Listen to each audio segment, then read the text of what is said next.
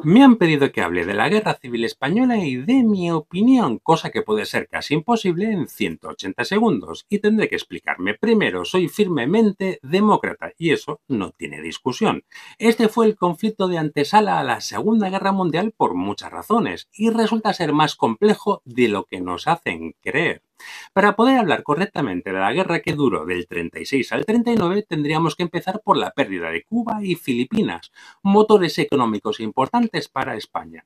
Tendríamos que pasar por la masacre que supuso la guerra de África, en la que los señoritos, es decir, los hijos de los ricos, se libraban pagando una excedencia que era realmente cara, cosa que no podían hacer las familias más humildes de un país mayoritariamente agrícola. Muchas familias optaban por endeudarse y pagar la excedencia de uno de los hijos. En esa época había entre 3 y 5 hijos, así que uno se libraba y el resto se iba a pegar tiros. Algunos padres conseguían pasajes, a veces de forma ilegal, para que sus hijos fuesen a las Américas, a países de habla hispana y así librarse de la guerra, cosa que marcó aún más las diferencias sociales que ya vivíamos en esa España. Tendríamos que pasar casi de puntillas por la dictadura blanda de 1930 a 1931 del general Damasó, que sucedió a la de Primo de Rivera. También tendríamos que pasar por la desastrosa gestión de Alfonso XIII, que fue rey hasta la proclamación de la Segunda República en 1931.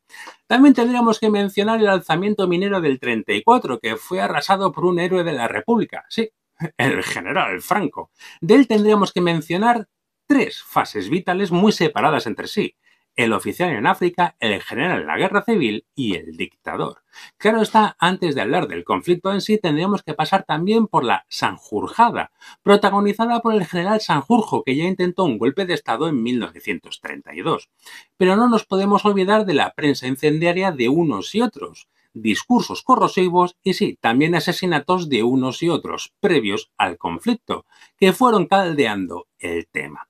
Por lo general, los jóvenes tienden a estudiar el conflicto como algo aislado del resto de la historia, sin tener en cuenta que no fue un uno contra otro, sino un grupo de partidarios de sus propios intereses que se unieron al alzamiento pensando que serían recompensados por sus propias demandas, y otros que hicieron lo mismo en la República. Es decir, dentro de la guerra había otra guerra de intereses y demandas, cosa que no pudo resolver la República siendo derrotada.